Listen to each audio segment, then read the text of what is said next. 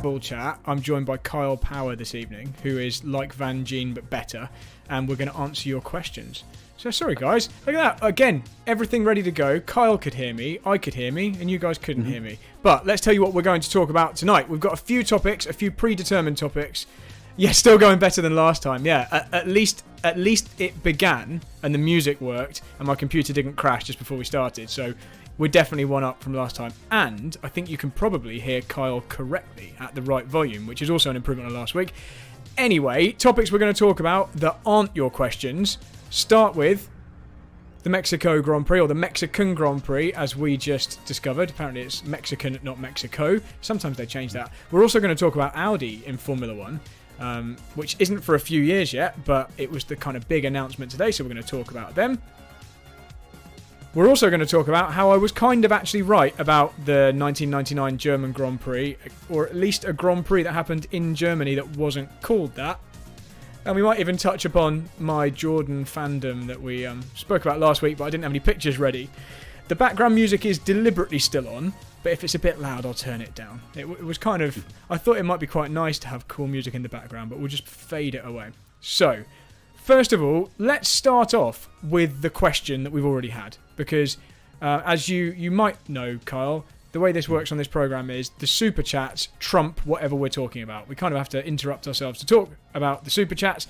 And in fact, because we've already had one, and I have a new super chat button to press, we'll answer that and then we'll get cracking. Yeah, sounds about right. So here's my new little thing. So we were getting complaints that there was too much screaming in the last super chat button. You couldn't hear that, Carl, but basically it was Lewis Hamilton driving a car with some music. So the question was from Deborah Hood.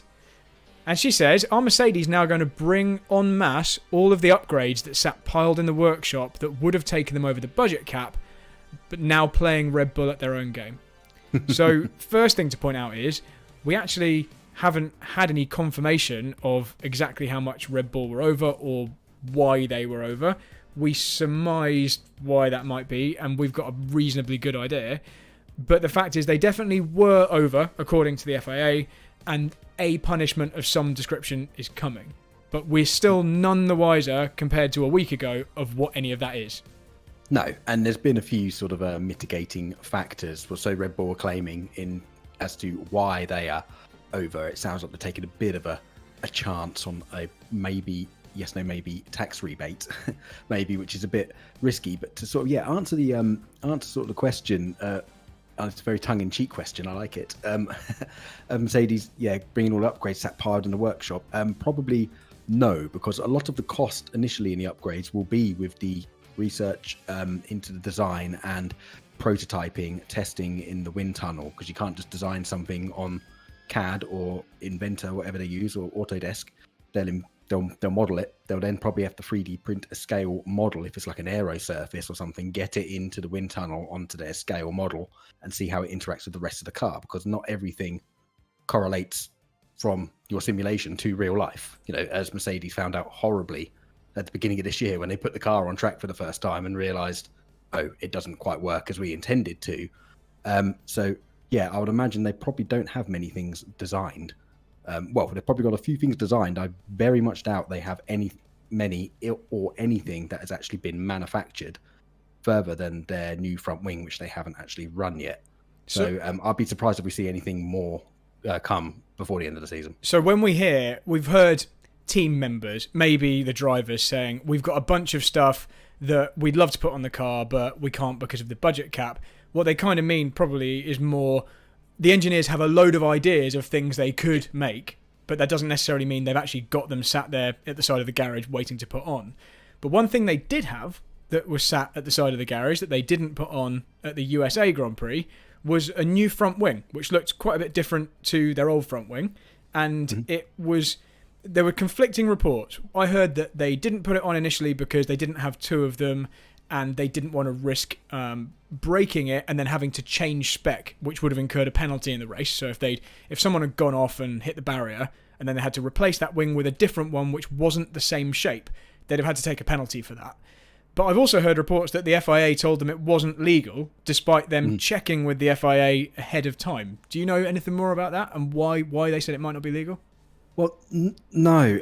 Again, this weird sort of situation of, I think the FIA, the delegate at the time or at the race, can make a decision and deem it legal or not. So they've probably consulted the FIA when they're designing it. And basically, it's all about their essentially turning vanes they put on. So they're allowed to put brackets to separate the individual flaps on.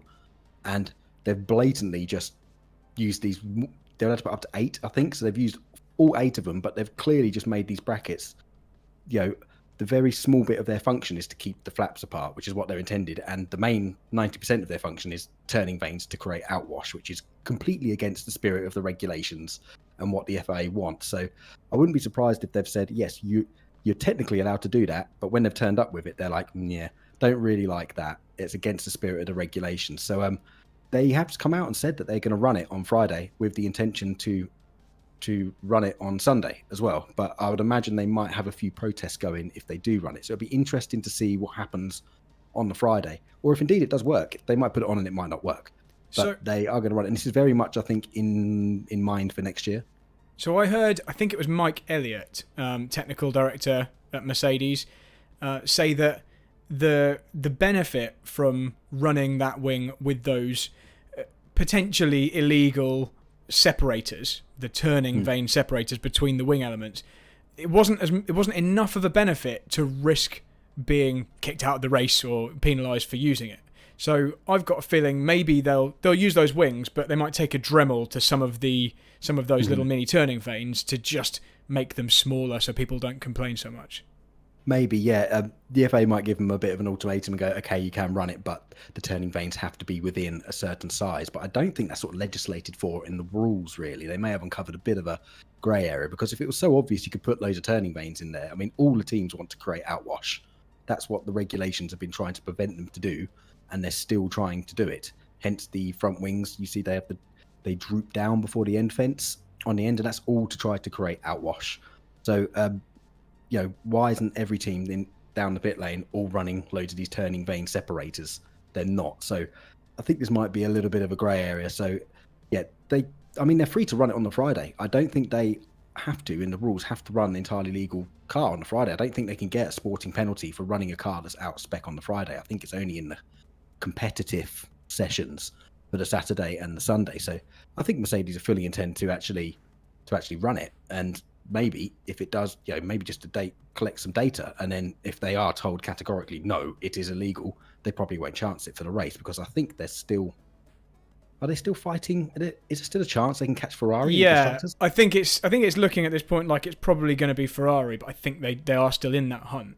So the argument here, as Arno in the chat has pointed out, is around the primary purpose of the little elements.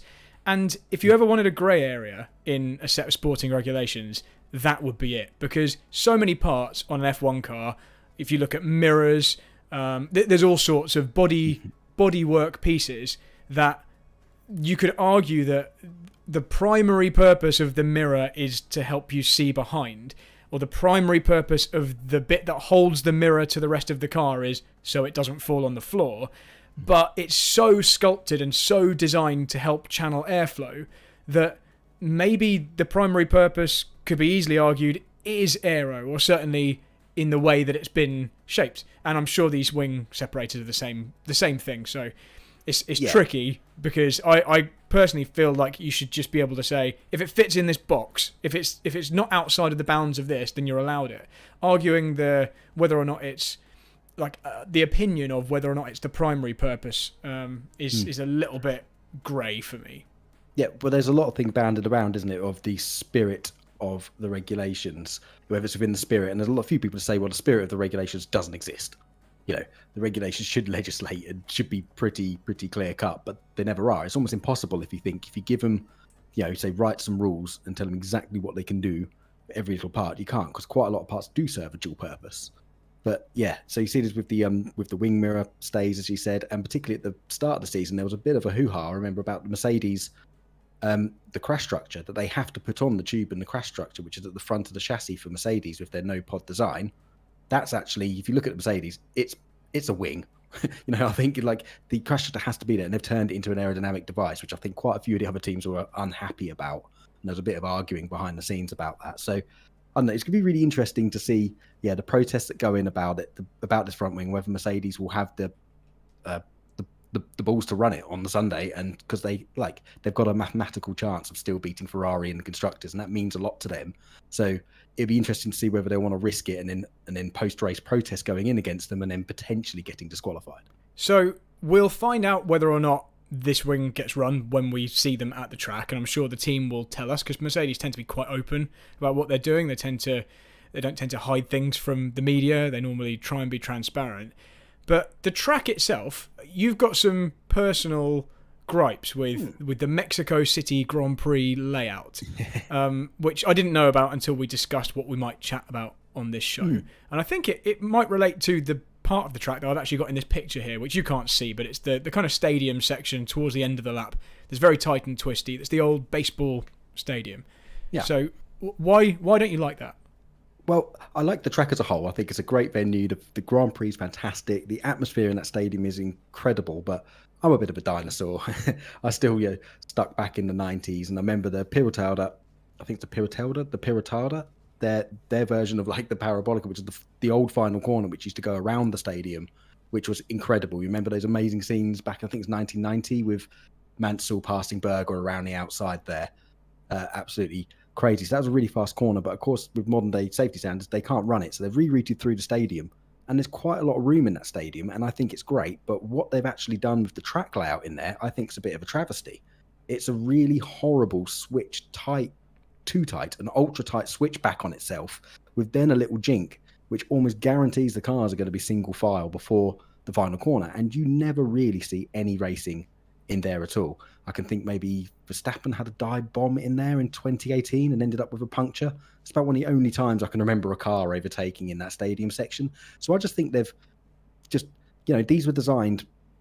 Yeah, that's part of the stadium section was designed at the time where we still had the annoying flip-flops in Abu Dhabi, and there was still like the theory of we need to put these really slow little sequences in to make the cars closer together before the straight to allow racing. And actually, it's turned out that actually hurts racing. It actually hurts it. And there's been this nice sort of trend now of getting rid of these annoying sections. So I'd really love them to reprofile that corner in the stadium section and just make it a straight 90-degree left with a bit of a braking zone. So I think that the reason they've got this in there is because this is where most of the crowd are. I think around a lot of the track, there's not that many spectators, maybe down the start-finish straight, but the rest of the track is pretty sparse. And I think they put these really slow, twisty corners there because then the people in the baseball stadium see the cars for the longest possible time. But that doesn't actually mean it's very good for us to watch at home. And it's probably not that good for them to watch in the stadium because they're going so slow. You'd probably see a road car or certainly a GT car go through that section faster than a Formula One car does, or certainly not far off. So I take your point, and I think the only thing we tend to see there is like a clumsy bash into another car.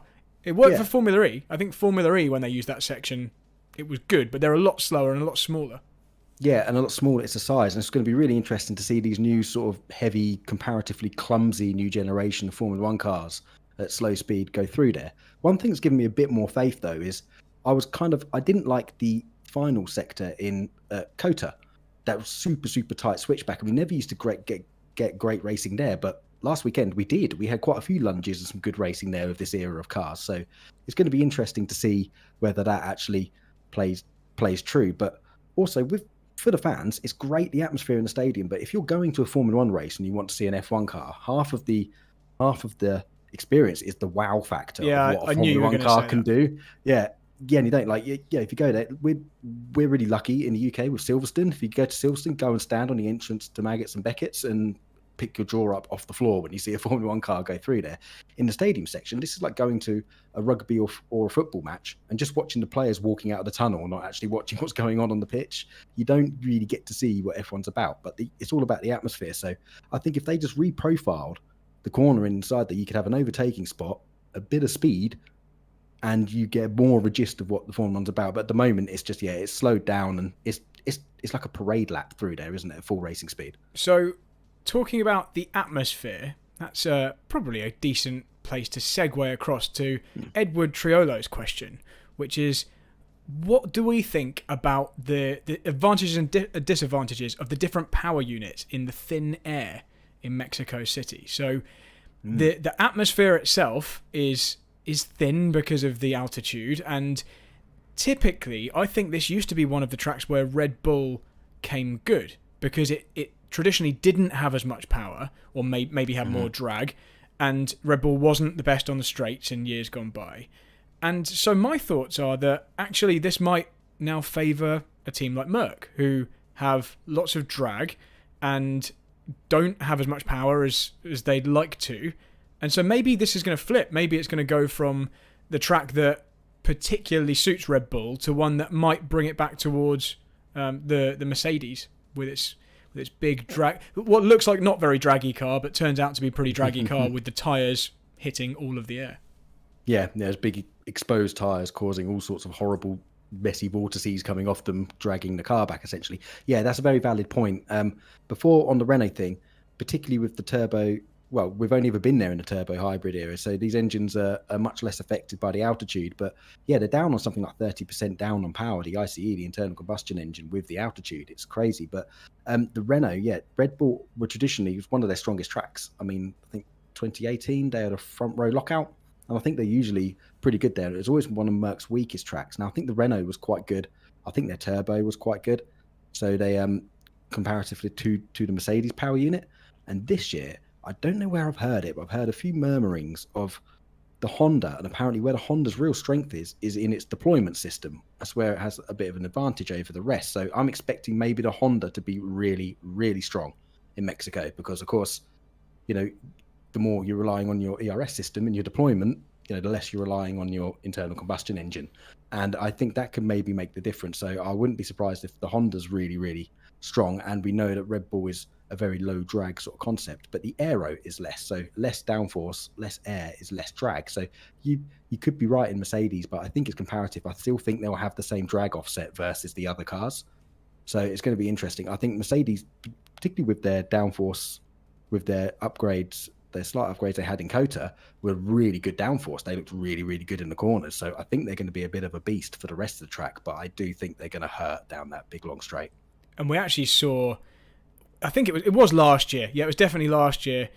Even when they were quite strong on the straights, off the line, they were breezed past by a car which just got away better. And was it Bottas having a really weak defence? I'm pretty sure I remember being annoyed at Bottas for not holding back the Red Bull a little bit more at the start when it was such a crucial part of the year. Yes, I remember that was because they had a front row lockout and they could have orchestrated it, and they essentially just moved over and just let Max just go past both of them. They're worried about each other. I remember that. We analysed it afterwards, and there were multiple ways where they could have blocked him, and they just didn't. It didn't work out like that. Yeah. Yes. It's gonna be so. I'll be surprised if Mercedes are like the strongest car. It would be nice. It'd be nice if they can nab a win by the end of the year. But I don't think it's going to happen. I think Red Bull's still going to be really strong. And you know who's to bet against Max Verstappen really in this sort of form and the way he's gelled with that car. What would be really nice if we see I'd like maybe Carlos Sainz or Leclerc to nab another win before the end of the season. But yeah, I would love to see Mercedes really competitive. I personally think they are going to be munched and destroyed down that big long straight. I think they're really, really going to suffer. You've broken my heart, Kyle, and that brings me on to one of our other super chats, which I've neglected so far. But I'll press the button and play the music anyway. So this one was from Paul Handley, who asks, "Why do you hate Red Bull so much?" And on other podcasts, I wouldn't address this. We would just ignore this. Oh, I said other podcasts. Oh no, that makes it sound like this is a podcast. It's not. I'm only saying that because Spanners from Missed Apex keeps telling me it's a podcast, a rogue rebel podcast, especially now as we've stolen another Missed Apex panelist in Kyle Power F1. And Spanners actually in the chat and has written Kyle ! As if to say how dare you. I just want to point out, I knew Kyle before Missed Apex even existed, probably. I don't know. Yes. Certainly did Alex. But let's answer this question. Why do I hate Red Bull so much? Okay, first of all, I have to think. Do I hate Red Bull? I had a Red Bull this week as a drink, so I can't hate them that much. I'm pretty sure I have done a subconscious boycott, though, and bought more Monster than Red Bull in the last year. Okay, so I think I have a bit of a dislike for the Red Bull team as a whole because of multiple things that have happened over the last few years, I guess. So it's a kind of amalgamation of the attitude from certain staff members, like senior management. Christian Horner, as an example, rubs me up the wrong way. I find him quite disingenuous, and I find that he really plays to the cameras, and if a thing suits him, if it suits his narrative to play a certain angle on a situation, let's just go with it. Let's say Silverstone 2021, he will really ham it up, and I find that you could probably cite 10 things without having to look too hard where he's completely contradicted himself when it was in his interest to do that. So that's probably one of the main things. The general attitude last year, which didn't feel like they didn't feel like they were playing very fair last year, and that's not just the management, which was more evident in the final race. I think I wasn't a massive fan of how Verstappen, and I wasn't very quiet about this either. I wasn't shy to say this. I wasn't a big fan of the way Verstappen went about his racing last year, and it wasn't one incident. It wasn't like one thing annoyed me. It was like a kind of gradual build, and a pile of things was growing that made me dislike them. And yeah, that's probably, in a nutshell, that's probably the easiest way to put it. So I've had lots of people say that it's because Max Verstappen shunned me when I invited him to a sim race. That definitely isn't it. I can see a bit of a flickering from one of my lights. Apologies for that, guys. That isn't. But it wasn't like he shunned you and then you sort of hid away. Like like you actually took that and posted it online and were very open about it. We're just Yeah. like, look, haha, and like took the mickey out of yourself. Yeah, over so it I because wasn't completely expecting misconstrued. I wasn't by expecting the people. reaction to that we've No. got. So yeah, I mean, the fact with that was that I actually made it public because I thought it was funny. So that certainly isn't a reason that I dislike Red Bull. And in fact, I disliked them for a long time before that. That wasn't like a catalyst. That's why it was almost like it was cheeky to even approach that particular driver and ask him because of the history. So that's certainly not it. So I think it's the other things I've said. Apologies for the flickering, guys. I think I've got a dodgy LED here that I'm just trying to fix. So, Kyle, why do you hate Red Bull whilst I fix this? Well, I don't hate Red Bull as such. I always try to maintain a neutral position as much as I can and watch it largely as a fan of the sport. But I would be lying if I said sort of general Red Bull over last year didn't get my back up quite a lot, and it was not quite exactly for the same reasons as you. Like why, and I'd like to sort of like preface this by saying I don't have any issue with Max Verstappen. I never really have. He's very aggressive. Yes, but so you like dodgy defense and attacks, Kyle. So you're saying you like it when people force other drivers off the track? No, I don't. But also, I try to look at everything from both sides. And Lewis has done some similar tactics versus Rosberg before, and sort of talking 2015 code to turn one type style, and Max sort of did that thing. Yes, I wasn't a great fan of the basically I'm coming through or we're going to crash. Senna used to do this quite a lot. But again, I am a Schumacher fan. So, I would be a hypocrite if I said I think Lewis and people I support are holier than thou. But what got my back up a bit about Red Bull was the sort of the disingenuous way they went about the press campaigns and almost the smear campaign. I've actually called this out on Mr. Apex before on a podcast about, I didn't like the way that, like I said, Horner would position himself in the press and would kind of make these comments and play the victim card. Essentially, we're paid a poor little us, please sir, can we have some more food? We're just the plucky underdogs. It's like, well, not really, and that got my back up. And the reaction after Silverstone and the fact that this was kind of swept under the carpet a little bit, the fact that they were essentially accusing Mercedes of purposely doing that and altering the sport, and Formula One or the FOM had to step in and basically told them to shut up because you're going to bring the sport, we will penalise you for bringing the sport into disrepute. And I didn't like the reaction to that. Yes, emotions were high, but the reaction to that was sort of bad, and I don't like the hypocrisy that they sort of do. So that's what gets my back up about sort of Red Bull. And well, Helmut Marko, I mean, what can you say? I think the guy, I mean, this is informal, right? Absolutely. You can say whatever you want on here. Like, no one's listening, but Helmut Marko, I think, is a bit of a slinky in my eyes. And what I mean is, doesn't really serve much purpose, but puts a smile on your face when you're pushing down the stairs. That's sort of thing. So that's what it's sort of called. That's the kind of content you don't get on other YouTube streams. I just like to preface it. That was a joke. I wasn't serious. I don't want to push Helmut Marko down the the stairs. The thumbnail for this video is going to be Kyle says Helmut Marko should be pushed downstairs. No, I do not mean that at all. It was a silly thing. So no, he gets my back. I've got no issue with Max Verstappen. I don't like the press campaigns, but also other team bosses are guilty of doing this. So the battles that they've had and they've come in, and what Red Bull have done, they've been great for Formula One. They've come in there. If they weren't there through some of the Mercedes domination years, it would have been quite dull. I mean, you have to admit that it would have been quite dull. Just last year, with all the tension and the way they went around the press games and sort of Horner, I was never a big fan. I wasn't a massive fan of how the Renault situation ended. I loved it. The first season of Drive to Survive, I think it's episode 4 with Cyril, and when Red Bull and the Renault relationship was sort of going away, Red Bull were throwing Renault under the bus a lot, quite rightfully so. But Renault were quite rightfully, a bit angry that they weren't getting the recognition they deserve for the helping develop the strategy for the exhaust blowing and to win their 4 championships. So you could see them sort of falling out with each other there. So I'm not like a massive hater or anything like that. Just some things get my back up. That's it. So I don't massively hate them. I just sometimes they get my back up. That's it.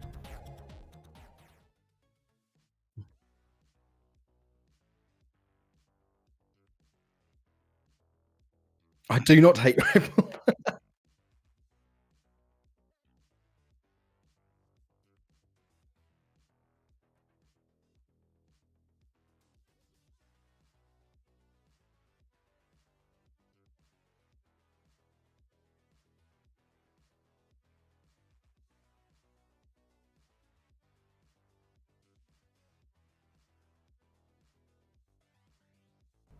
Oh, I've just noticed my mic's been off for like a minute.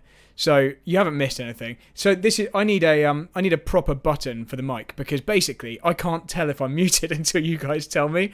I just stopped muting. I just didn't want you to hear my background noise. I just said we're going to move on to our next topic, which is I'm actually going to press a button for the next show that is a black and orange flag for my audio. We'll do that. We'll have like a mechanical audio flag. The next topic was Audi in Formula 1 in 2026. They announced at the Belgian Grand Prix that they were planning to come back, and it was, I believe, yesterday where they kind of officially said, we're coming back, we've chosen Sauber, they're our team, and essentially what's going to happen is they're going to carry on as Alfa Romeo for next year, and then the following 2 years it will be Sauber but with Ferrari engines, which is what it is now anyway, but it just won't be called Alfa Romeo. That's kind of preparing for the Audi takeover, and then 2026, boom, Audi engines, Audi branding, and we've got the works Audi team, which is still a third of the team I think is still going to be owned by Sauber. What do you think? Are you excited about that? It's difficult, isn't it? Because it's not an extra team. No, well, yeah, I'm actually disappointed. I'm not a big fan of how the, how do you say it? Is it VAG? Yeah, VAG. Group? The Volkswagen, is it just Volkswagen Audi Group? Is that what VAG stands for? Yeah. So I'm a bit annoyed because I really wanted to get an 11th team, or well, in a perfect world, you'd have the 11th and the 12th team come in. You'd have Porsche and Audi both come in to enter the sport, which would be absolutely fantastic. You want full works effort, and it's not like they're short of a bob or two, is it? They can come in there and do it, but and especially since they've been what I call meddling in the engine regulations since way before 2014. You know, they've been influential in the turbo hybrid era sort of rule sets, and then they didn't enter. Like Formula One sort of almost bent over backwards to accommodate them, and I think Toto Wolff actually called this out in one interview and said they have far too much influence in the rules when they're not coming into the sport. Yeah. And so this really annoyed me. Like they were like, right, they're going to come in 2014, and they're like, nah. And this time Formula One again is bent over backwards to get an engine regs that suits them, because Formula One would love the bag group to come in, and they're still not entering as a full sort of factory effort. They're buying and taking over Sauber. I don't want to lose Sauber. You know, it'd be nice to have Sauber and Audi and Porsche enter as their own team. So I'm really, really disappointed in, I'm really disappointed in how this has come about, really. And I'm a bit gutted, but we do know that if they do pull out and it's not successful in a few years, we'll just get Sauber back. But wouldn't it be great if we had Audi as like a full works and factory effort? Because, you know, there's the old Toyota facility, I think, sitting there in Cologne in Germany, which is pretty much ready to go, I think. And there's been other people who've tried to buy it before to enter Formula One and got snubbed. So I'm pretty sure if Audi wanted to enter as a full factory effort, they won't be snubbed by Formula One or the other teams. So Global Funk asks, how did Audi have such an influence when they aren't in the sport? I'm confused. It's basically because Formula One wanted them so much. The discussions around engine regulations were being framed with, we'll make this a certain way because it might entice Volkswagen Audi Group to commit. You know, if we make these a certain specification that they've hinted that they would prefer, maybe that will be the thing which entices them in. And I can understand the other teams, like Kyle said, Toto Wolff or Mercedes board, being like, hang on, you're not even in the sport. Why are you getting such a big influence in the regulations? I think Ferrari had a similar thing. I think that's the reason why we ended up with V6s in this turbo hybrid era, because Ferrari they don't make a 4-cylinder engine, and they didn't want to be seen to be racing with anything less than 6 cylinders, because it didn't see them as exotic and as Ferrari. So they kind of compromised, and instead of going for the 4-cylinder, more road-relevant engines, we ended up with these V6 turbo hybrids. So there's always like a kind of a group discussion that goes behind the scenes. It's just particularly weird that VAG Group weren't actually racing and then never committed until now. And even now, as Carl said, it's not a full... It's a works team. It is a works team, but it's not a new works team, and it's not a new entry. It's taking over an existing entry at Hinwil at the Sauber factory. Probably a little bit like Alpine, formerly Renault, have their Enstone racing base in the UK, which was Benetton before that, etc. And they've got their engine department at Viry in France. It's probably going to be a similar thing. I think Audi have got their engine department based somewhere in Germany, but they're going to still be based out of Switzerland, Hinwil, for the race team itself. Yeah, it's good that they're so one thing positive about them is they're going to be making a power unit. So that is good. They're not just buying into the team, which is why I was really got a bit upset with the Porsche Red Bull sort of negotiations that they're coming in with Red Bull powertrains, taking over some of the Red Bull, and they're kind of half and half going to make an effort. It's like, no, you're Porsche, you make your own engine and come in. So I'm glad that kind of fell through. But when was the last time you can remember a full, like, fresh new team facilities entered Formula One, discounting the three teams, the Marussia, the Caterham, and the Hispania Racing HRT team in the failed 2010 when you had the three teams? I'm trying to think back when actually a new team came in completely fresh and survived, and I think that was Stewart GP, who then were bought out by Jaguar, who then obviously turned into Red Bull. I think you're right. Sorry, there actually wasn't another super chat. I left the button on when I changed screen, and it automatically plays that when I return to the other screen. So I was thinking about Carl's question there. What was the latest new team? And I think you might be right. I think it might be... Oh, hang on. What year was Stewart? 97. BAR Honda were 98. So, or BAR... 99. 99. Was it 99? Oh, yes. Is it definitely 99? Yeah, see, so 99. Kyle and I are both into our 90s F1. It was 99 because Villeneuve came in with, what was his name? That's right. Okay, so Villeneuve was in the red Winfield Williams in 98. Got it. With the Mechachrome engines, the rebadged Renault Mechachromes. So that means it was the Mercedes factory, which was formerly the Brawn factory, which was formerly the British American Racing factory back in 1999. That's the latest new team to come in. You are correct. You are correct. You have out-nerded me on and that. That's why we need to go head-to-head on the quiz. So I tell you what, I'm going to just skip a topic and just... Last week, you might have heard me say that, look, I can't remember what happened last week, but I can remember what happened in the 1999 German Grand Prix. And I gave this big story about how I'm sure it was Stewart that won, and the Jordan of Heinz-Harald Frentzen was going to win, and then he went out of the race, and people were coming in the chat saying, no, you're an idiot. It was Mika Salo who won. And behind him was, I can't remember. It was Eddie. No, not Mika Salo. Sorry, Eddie Irvine won. Mika Salo came second or something like that. He was left in the pits with only 3 wheels on his wagon. Anyway, whatever. People were coming in saying I was wrong, and I just want to point out, I was wrong, because when I said the German Grand Prix, I meant the Grand Prix that I remembered, which was in Germany at the Nürburgring. The Nürburgring is very much in Germany. But that year, and I think a couple of other years, it was called either the European Grand Prix or the Luxembourg Grand Prix, because there were two. Michael Schumacher was popular. There was lots of popularity for Formula One in Germany, and so they had multiple Grand Prix, as we've got in America this year, and as we've had in Italy this year as well. We got the San Marino Grand Prix and the Italian Grand Prix. Emilio Romagna, That's whatever it was. They're both in Italy, but they're called different things. And anyway, the European or Luxembourg Grand Prix was at the Nürburgring, and that's the race I was remembering. So the good news is I didn't go completely mad. I didn't remember a race that never happened. And in fact, I've got a picture here. So this is it this button? Nope, that's my helmet. It must be this button. Here we go. So this was the podium. So it was actually Johnny Herbert, Jarno Trulli, and Rubens Barrichello. So it was 2 Stewarts on the podium. And for those of you who might be new to Formula One, I doubt many of you are that new if you're watching my stream, they are Red Bull. They're who turned into Jaguar and then turned into Red Bull. And that was a really good race for them. I think loads of crazy stuff happened. But what I didn't know is Jarno Trulli got on the podium. How crazy is that? Yeah, I had forgotten that. One thing I do remember, which is the thing that really stands out for that race, is gutted. It was Frentzen conking out when he came out of the pit lane.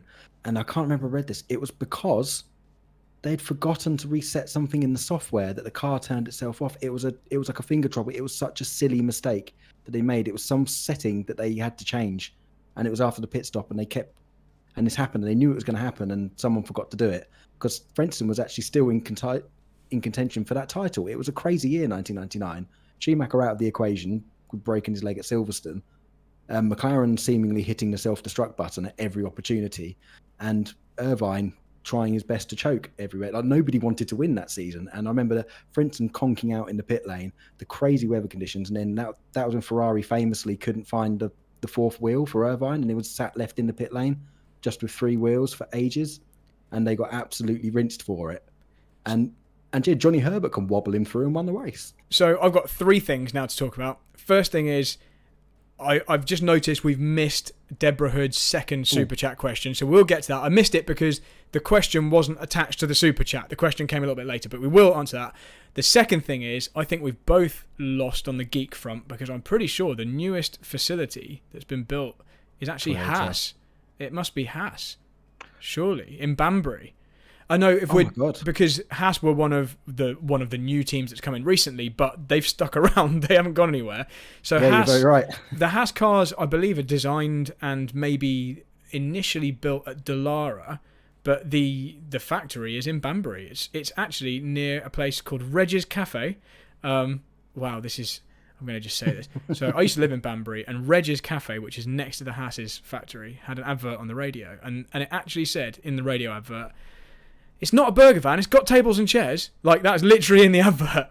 Anyway, so Haas, definitely a newer. I think you're right as well. Toyota's factory, although that might have been built for sports cars before that. That might have existed pre-Formula 1. Anyway, let's get to Deborah's second question, which is, Alonso's wheelie was surreal. How did the car stay in that position so long and then actually still be competitively drivable to the race end? So first of all, the reason it stayed in that position so long is because once it got to that angle, once it had taken off on the rear wheels or rear tyres of Lance Stroll's Aston Martin, it effectively is acting, although it's got wings that are trying to stick it to the track, the whole car is acting like a wing on an aeroplane, and the air is getting underneath it and kind of forcing it to stay up until it then comes back down again. I don't know how to answer how did it actually stay competitive to the race end, because I was totally bemused by that, and I've never seen a car sustain such a big hit. I mean, not just landing, not just hitting Stroll's car, which is an impact, but landing hard on the floor in a car with no suspension travel at all, and then hitting the barriers. You'd think at the least his steering would be miles off, but the car was completely fine. Or his gearbox casing punctured. I mean, how many times have we seen a slight sort of a horizontal sort of sideways tap on the barriers, and they need a new gearbox, or they've broken a differential? That thing's built like a tank. It's built like an old school Volvo, I think is what they are. Like, I can't believe so that was really, really surprising. You're like, it's definitely retired. Alonso's got form for this though. Remember Baku, I think it was 2018, drove the car back on like 3 wheels, scraping along the ground, and managed to drive the car to the points. So it's like one of his specialities. We saw at the beginning of the race when Russell hit Sainz quite hard, but nothing like as hard as Alonso's car got hit. And that instantly put Sainz out. He got back to the pits, but there was obviously terminal damage. And I guess it just goes to show you that if you've got a well-built Formula 1 car that takes hits in just the right angle, just the right, the forces are just within the maximum tolerances that are built in, then it's okay. But obviously he had his nose changed.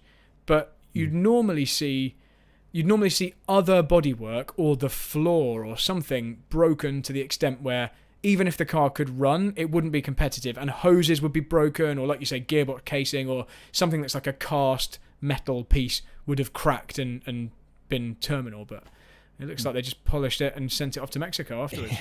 I also think the new simplified suspension regs this year, and they've lost all the tricks, probably helps with that. But as you say, Sainz got a relatively light tap from that and was out of the race because of it. So it must just be lucky, the angles, and also it looked like he did, it's going to sound really silly, but it looked like he hit the barrier sideways with both the front and the rear wheels simultaneously, so the load would be distributed between them. So that could have helped. Like if he'd have slapped the back first, then slapped the front, he probably would have broken the gearbox and the front suspension. But I think they kind of hit simultaneously, so that would have spread a bit of the load throughout the car.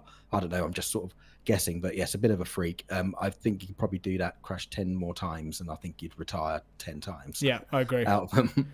So an update on the newest F1 factory debate.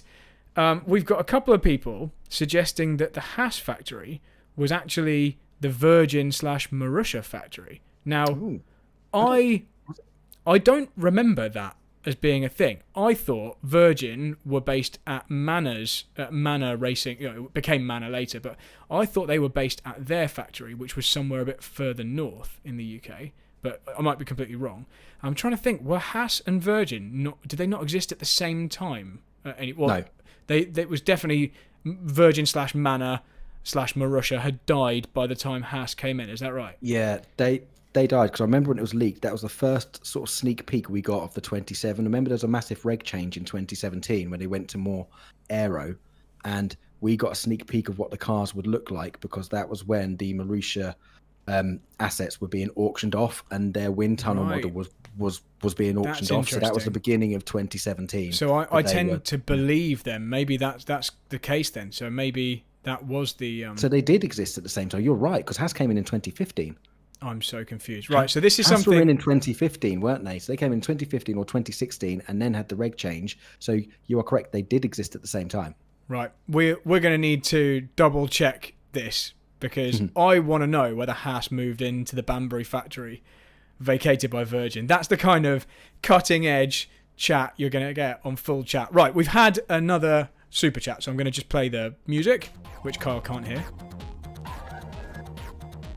It's a much shorter super chat music this week, so I've cut that down to save you guys listening to screaming. Right, Scott Duro, sorry if I'm pronouncing that wrong, says, see previous question. So I'm now scrolling up to find his question. Scott, where's your question? Right, message retracted. I've got a message. Here we go. Why is Spanners here checking out the competition? That's one question. I don't know whether that's the one he means. No, it's this one. How will F1 increase the note of the engine in 2026? Volume is a function of RPM and cylinder diameter in an internal combustion power unit. Correct? He says, as if I'd have any idea whether that is correct or not. Kyle is an engineer. Kyle, tell us whether that's correct. On the spot. I'd loathe to say yes, it definitely is, because with like loads of things, there's lots of mitigating factors. Now with these new the turbo hybrid eras, obviously the turbo is going to rob a lot of the exhaust note and the energy out of it. So everyone there's the old saying of, noise is basically wasted energy. Yeah, is what you're hearing, which isn't entirely true, but yeah. So the turbo sucks a lot of the energy, and Arno Tine in the chat also points out really, really well that getting rid of the MGUH should give us a bit more noise. Now, I think these new engines will probably be quieter, if anything, because the ICE at the moment is kicking out about 600 brake horsepower.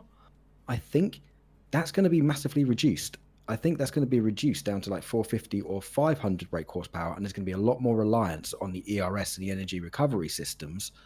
So I actually think the new engine regs are going to be less noisy and less loud, which I think is a bit of a shame. So Scott, I think, is in particular talking about the note, like the pitch, like how high pitched the engines sound. Like that's what I think maybe. And the only answer I could think of was, well, they can make the exhausts slightly different. But the problem we've got is Formula One cars are hardly silenced. It's not like they've got a big silencer like a road car on the back. That's straight through pipes. It's just straight through pipes anyway. So they can't do a whole lot more to force them to be louder. And even if they did, that wouldn't necessarily change the note. It would just change the volume.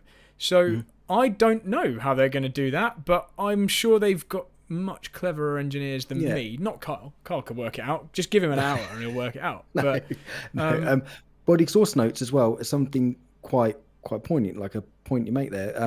Because it's whether you want increase in volume or you want a change of tone. I actually don't think the tone is that bad. I think we've got used to it. I think there was quite a big pushback when this engine era came in initially, because they are such a contrast to the V8s and obviously the V10s before them.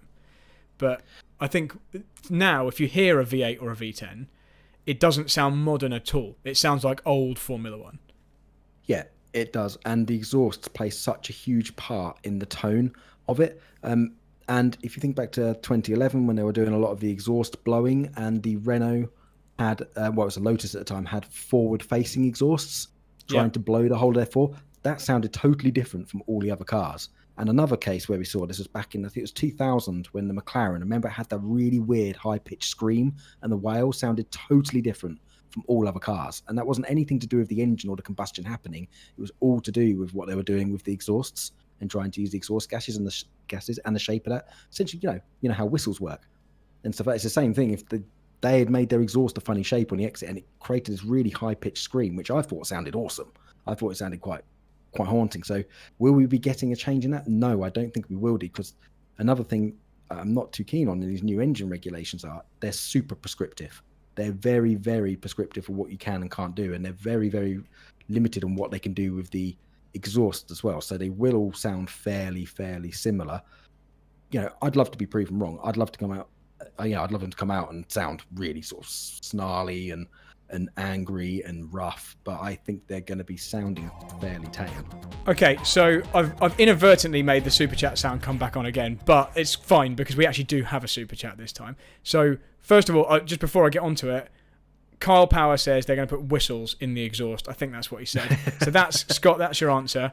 But I think the real answer is clever geometry of things, and I guess we'll find out. But really, also remember, as we get further and further into the future, we're not going to have cars that sound like old school race cars. Like Carl said, noise is wasted energy. We're going to get more electrification as the years go on, and it's going to just be quieter. I think Formula E is the sound of the future, I'm afraid. I agree. I think that's pretty much the sound of the future. But going back to the exhaust thing, remember, I think it was in 2014 when Formula One was trying to respond to the fan backlash of the lack of sound, and Mercedes ran that. They put these trumpet things, exhaust. Didn't they? Yeah. I don't think it made much difference at all. It looked ridiculous, and I don't think it made any difference pretty much, and they ditched it because it looks ridiculous. They're basically driving around with a colander on the back of the car. It looked very silly. Most of the extra noise in the next few years is going to be from the wind resistance of the giant mirrors that they're sticking on the side from next year. They look pretty crazy. So the super chat we had in was from Paul Handley, and this is one that very much relates to me. So those of you who joined us last week will know that Paul Handley is my little brother, and he asks, were we at the corner when Schumacher went straight in and broke his legs? I have a weird recollection that I saw that live. So Paul's referring to the 1999 British Grand Prix, where Michael Schumacher effectively took himself out of championship contention by having an accident at Stowe, where he went straight into the barrier and broke his leg. Yeah, so was this a brake failure? It wasn't an accident that then ended up in a crash. It was brake failure, right? It was apparently it was the rear brakes failed. So you see the front brakes snatch and the rear brakes didn't engage at all. So he just locked both the front brakes and went straight on in at Stowe. And this is an accident that if it, I will answer Paul's question in a moment. If this happened in modern F1, if that exact same thing happened in modern F1, there's no additional runoff at Stowe now, I don't think, because the grandstands are there. You can't really move it back any further. What it is now is just tarmac runoff all the way to the outside. So I think the only thing that would be different is he wouldn't have lost steering the moment he went into a gravel trap and bounced across unabated. He'd have probably, if this happened today, he'd have probably made it kind of most of the way around the corner and then glanced the barrier a bit further round. I think he would have gone in with an awful lot less energy, because you would have, even if you're locked up, you've still got a lot of retardation and you're still scrubbing the speed off in the gravel trap. The thing is, back with the gravel traps, you hit the gravel trap and then essentially you just toboggan. You lose all friction and retardation and you don't slow down at all. You bounce initially and then you're kind of in the air and skipping along like a stone. And the gravel traps work really well if you're going at a certain speed and you're sideways and you dig into the gravel, it slows you down, although sometimes it makes you roll as well. And we saw quite a lot in the 90s. See, we might turn this into a 90s F1 chat. I'm going to have to turn the 90s F1 pod. All these 80s kind of style graphics and stuff. I'm going to have to change this to some 90s one. But yeah, we saw quite a lot of 90s F1 cars roll in gravel traps and kind of the roll hoop go down in. Right, so to answer Paul's question, was he there? No, he wasn't. You were not there, Paul. This is a false memory, and I know this because I was there and I did see this happen. I was actually sitting across from Stowe. We weren't very close to Stowe, but we were sitting on the exit of, what's the name of the corner? Is it Chapel? No, it's not Chapel. Chapel's at the beginning of the Hangar Straight. What's the corner that's the current pit entry? What's that little chicane? Vale. Vale. Vale and Club. So we were sat at Club, so on the exit of the old Club, looking across. But we knew Schumacher's position in the race. When I say we, I mean me and my friends. I don't think me and Paul, my brother there, ever went to the Grand Prix together like this. I'm pretty sure this was me and some friends. And we were sat across, looking directly across at the end of the Hangar Straight, saw a Ferrari go straight on, obviously didn't know that he'd broken his legs, and everyone cheered. The whole grandstand cheered because it was pretty anti-Schumacher, a little bit in the way that when something bad happened to Verstappen in this year's British Grand Prix, all the crowd cheered. I say all the crowd. I'm sure the Red Bull fans weren't cheering, but the majority were not Red Bull fans. If anyone in the chat here was at the British Grand Prix this year, you'll have noticed a surprisingly partisan crowd. Because you get the idea on social media that there's kind of even support for Hamilton Verstappen. But certainly at Silverstone, it was like 80% of the people there were behind one person. Anyway, so because of all the beef from last year, there was a big cheer when something bad happened to Verstappen. It was a very similar thing with Schumacher, because I think the previous couple of years, it would have been, well, not the couple, but 1996 anyway, Damon Hill was the big thing, Schumacher was the baddie, 94, 95, and so people still weren't really behind Schumacher. Yeah. And so, Paul, you weren't there, I'm sorry, it was just me. If I could just butt in, if you don't mind. Like, I remember, because I was always been a lifelong Schumacher fan, and I remember being there in 2004. I was there with my brother, who was a massive Schumacher fan as well. We sat on Luffield, and that was the bizarre qualifying session where they had the split one-lap qualifying session, and they had to do first session, and that dictated the order they ran in the second single-lap session. It was really weird, and everyone knew it was probably going to rain in the second single-lap session, so nobody wanted to set a fast time. So the fastest time in the first session went out last in the second session. So because they knew it was going to rain, everyone wanted to set a slow time in the first session so they could go out first in the second session before the rain came. But F1 had told them, you're not allowed to do this, we'll penalise you. So everyone was making mistakes on purpose, and it was bizarre. And who was out first? It was Coulthard, and we didn't know this in the crowd at the time. So Coulthard span, we weren't great Coulthard fans at the time, we were Schumacher fans. And just naturally he span, and my brother and I kind of jumped up and we're like, yes. And we basically had this whole group of quite angry Scottish men just turn round and give us the biggest evil look. And we suddenly realised that we're like the only Schumacher fans surrounded by hundreds of Coulthard fans and Button fans. I forget that you were a Schumacher fan. You really were. You were the Verstappen 2022 at Silverstone fan of your era. It was really weird. And then after that, we suddenly realised what was going on, because I think it was Raikkonen went out and ran off the track. And then one of my best memories was Schumacher turned the traction control off and purposely booted it and span it right in front of us, completely intentionally, and did a massive donut when he went for his run. So they're all making these intentional mistakes. It was a bizarre session. So I remember that, and I remember the partisan sort of crowd. But back then it was good. Everyone was there for the love of the sport, and we got a few funny looks. But we talked to the guys afterwards and had a laugh about it, and shared a beer. And to be honest, that is how it was this year. Like we were sat in a very Hamilton supporty little section, but we had Dutch Red Bull fans in amongst us, and you cheered when a good thing happened for you and a bad thing happened for Max, but you were kind of like, you weren't doing that to spite the people next to you. Like you'd still go, oh, good race afterwards, pat them on the back if you'd had a good fight or whatever. It's certainly not like a mean crowd. No. Just to finish on this, Paul says how weird that he thinks he saw that. I mean, the reason I'm particularly sure that Paul wasn't there is he was born in 1989, and he would have been around about 10 years old, and there's no way I would have been at the Grand Prix. I certainly wasn't there with any parents. I was there on my own as an early teenager, and I certainly wouldn't have been there with a 10-year-old wandering around Silverstone on my own. So I'm pretty sure it wasn't Paul. And I think you probably do remember the cheer, because I've probably told you this story loads of times. I've probably gone, it was so great when Schumacher went in the wall. Shame about his legs. But I was really not a Schumacher fan. And anyway, that actually leads us on to the German Grand Prix thing that I got wrong before, because I remember clearly Mika Salo should have won that race. The actual German Grand Prix. Mika Salo was one of the stand-ins for Schumacher, and while Schumacher's legs were recovering. And he was always a back-of-the-grid team driver, like a Tyrrell driver. And he had this chance with Ferrari, and Irvine was now the chosen one going for the championship because Schumacher was out of action.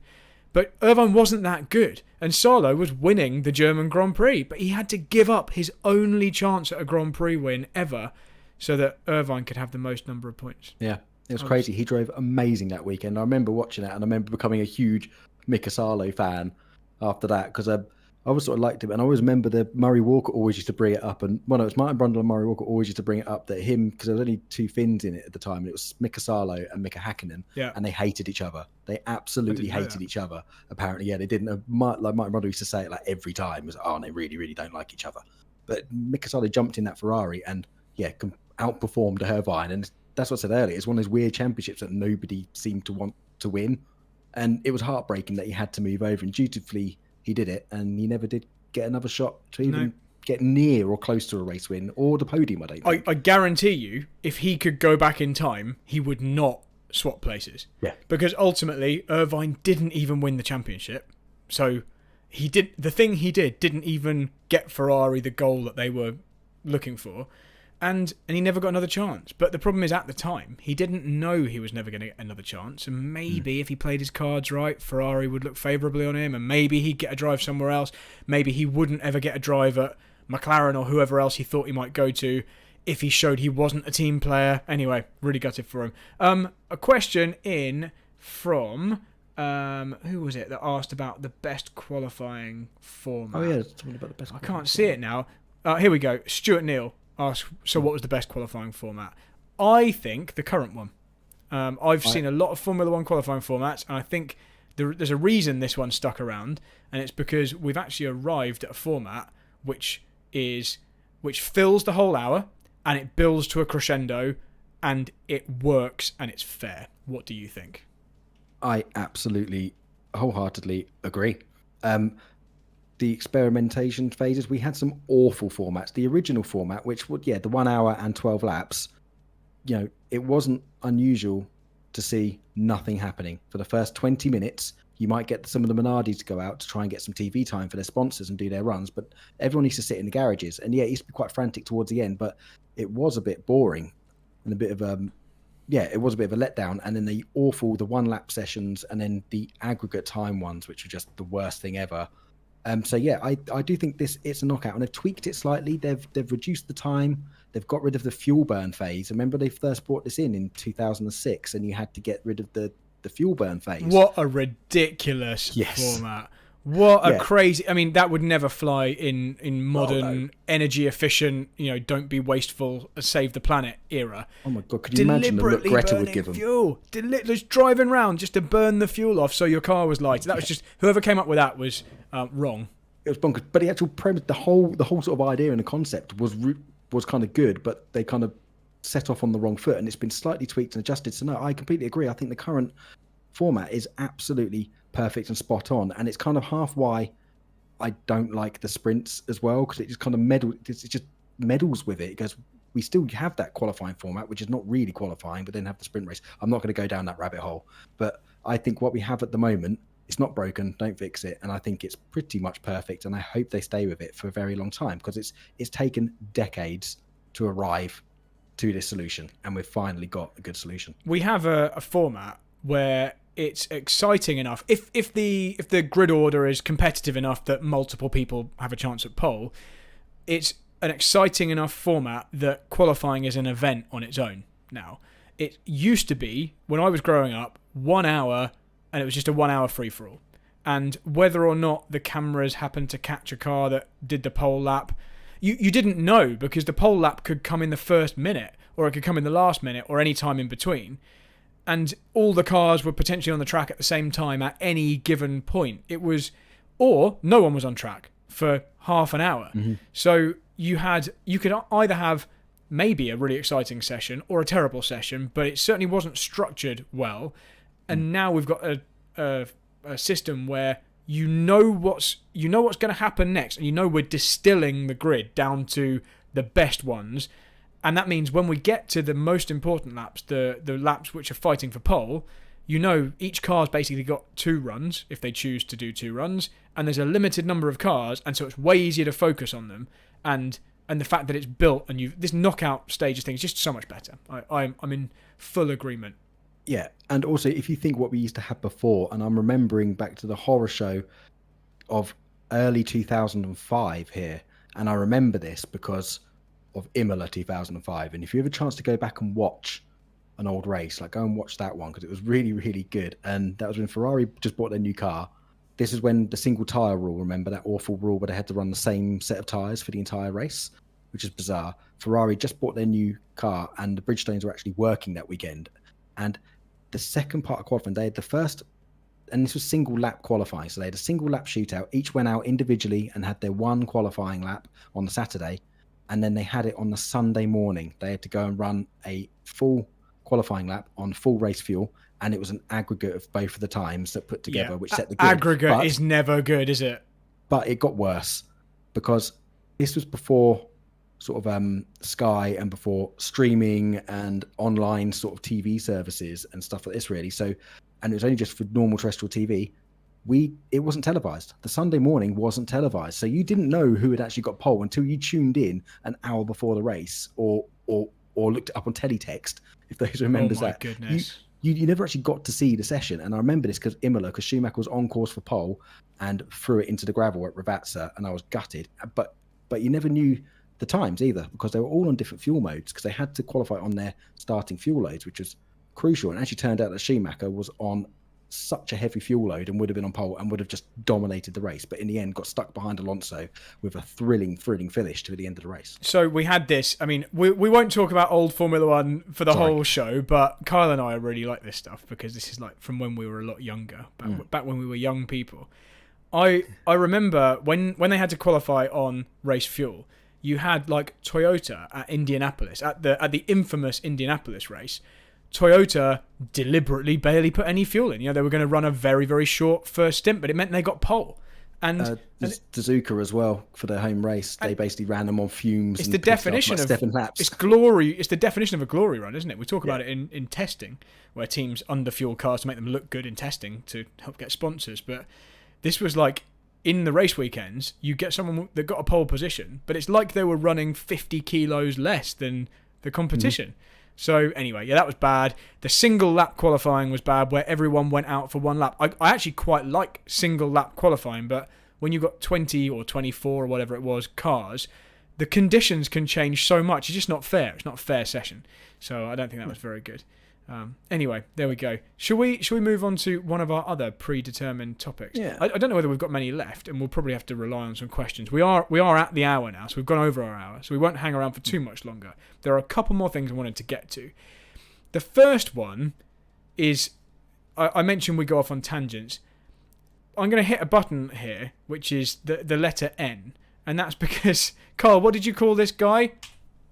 Nippy Nathan. So there's a mannequin behind me in the room, dressed in my racing gear, and his nipples are a bit pokey out. You can't see it from that picture, but Carl named him Nippy Nathan. Anyway, that's a temporary fixture in the pod room. He's over my shoulder here. That is because today I visited my sponsor, M4M, Martin and Emma at M4M, who very kindly paid for my new karting helmet, which you might have seen a video on, or certainly some photos on social media, because I'm very excited about it. It's over here behind me. In fact, I won't go and get it, but I'll press a button which might bring a picture up. Nope, that's just me. Oh, that's another topic. I think it's this one. Here we go. There's the helmet. Super. It matches this, unintentionally, maybe subconsciously, matches the theme of this show, which is like purple and bright green. But anyway, just want to say thank you for that, M4M. I went to their house today to say thank you, show them the helmet, and they gave me this mannequin because they have a Halloween party this weekend, and they bought a bunch of mannequins from Grand Prix Racewear at Silverstone and took them home and dressed them up as monsters and gorillas and that kind of thing. So I got a mannequin that I now have to get rid of because my fiance hates it. She actually, right, so just to finish the story on this mannequin, I told Becca that there was a mannequin here. And I also told her that the chocolate digestive biscuits were in the sim room. So she came up forgetting there was a mannequin in here. The lights are like on this kind of greeny, dim light. And she opened the door and was horrified by the man standing in the corner, Nippy Nathan over there. And anyway, that was, if I hadn't pre-warned her, I'd have been in a lot of trouble because she probably would have screamed and run out of the house.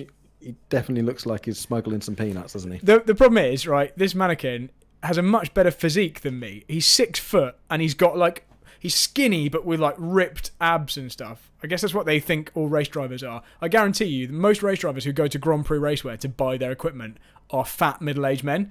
But anyway, Nippy Nathan obviously demonstrated quite slim sized 50 suits. My suits are like size 46 because I'm 5'9" and it doesn't fit him. Anyway, there we go. That's that. So my final topic that I had predetermined, since we're running a little bit late, was last week Alex Van Gien, who has abandoned us this week to be at the pub with his colleagues, mentioned that I was a Jordan super fan back in the 90s and to early 2000s.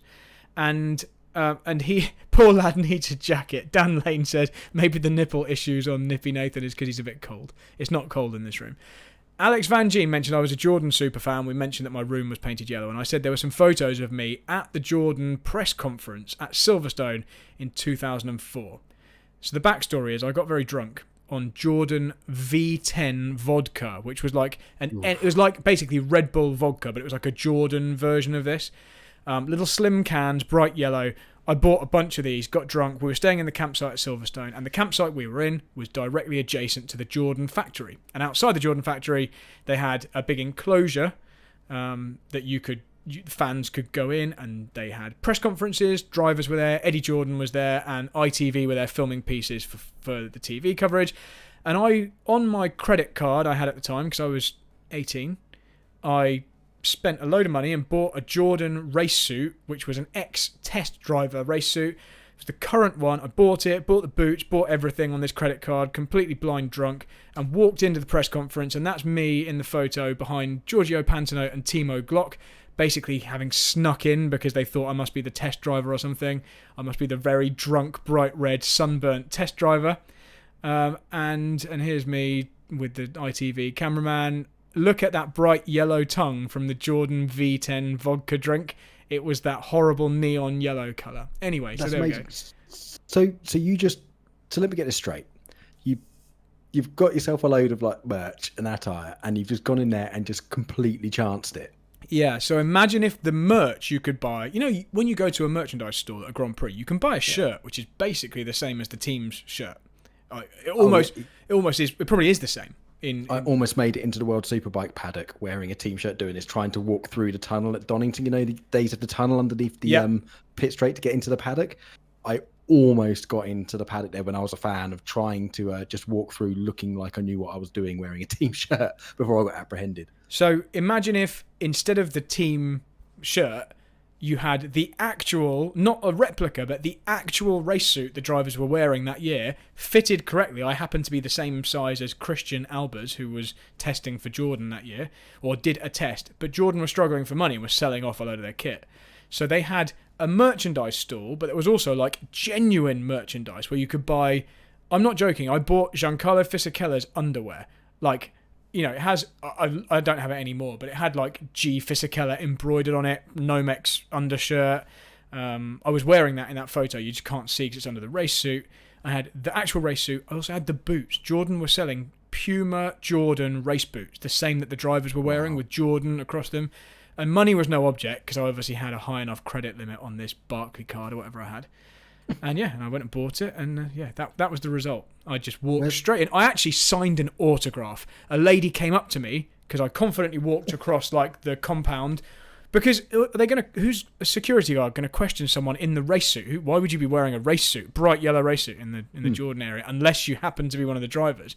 So I actually went and sat down there. I don't think I've got a picture of that here, but I went and sat down before the drivers, and then they came and sat next to me, and then they were like, "Who's this guy?" And then I got up and went. Anyway, there we go. Stupid 18-year-old. So what happened to the suit?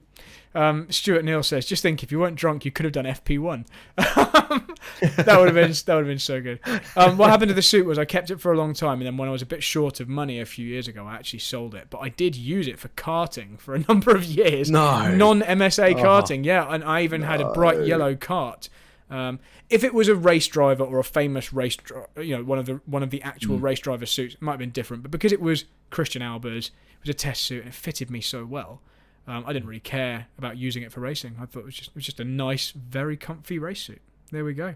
Yeah. So that's that. Yeah. So guys, unless we've got any last minute questions coming in, we'll probably end it around there. We've spoken a lot more about 90s F1 than I did with Alex last week, but I fully expected it having Kyle on the show.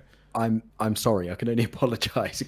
We didn't talk much about Mexico at all, really. Well, I think we did our duty. We had some predetermined questions or topics about modern F1, and last week and next week we kind of covered them, and we answered the questions that came in, and we spoke about stuff that we wanted to speak about, and that really is the point of this show, is to just fully chat about racing and topics that, sometimes people bring stuff up, but we just talk about stuff that we want. That's what this is, and you guys turn up and watch us. So, Brad the Flying Banana, yeah, I did look like a banana. It was like, and when you took the top down, it was white inside and everything. It was just like those Renault suits that you're picturing with Jolyon Palmer and was it Magnussen wearing. Did you eBay it like genuine Formula One, worn by soiled Formula One suit? I think, and I'm hoping that the people whoever bought it thought, oh yeah, this is a bit worn and dirty because it smells of BO. Because the Formula One driver wore it, but actually it's because I did like 2 seasons of karting driving it at Matcham's. Yep, as Deborah Hood points out. And I had blonde hair. Yeah, I dyed my hair blonde because it was like yellow. Anyway, that'll be all for another show. Guys, thanks for joining us on Full Chat. You'll hopefully be able to catch me and Alex Van Gien from his hotel room. He's going to take all his kit to a hotel room. I think he's on a work function, as he is tonight, but somewhere different. And you'll catch me and him in 1 week's time, same place, 10 p.m. on this YouTube channel for next week's episode of Full Chat. And I'm going to now try and... Oh, thanks to Carl for coming. I'm going to try and press the right button and hopefully you'll see some outro screen and some music and it'll all work this time. Thanks for watching.